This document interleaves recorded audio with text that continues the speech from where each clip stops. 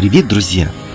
Военнослужащие российской группировки войск «Центр» показали кадры отражения атак украинских ИПВ-дронов на красноармейском направлении. Поражение дронов производится из стрелкового оружия. Сбили!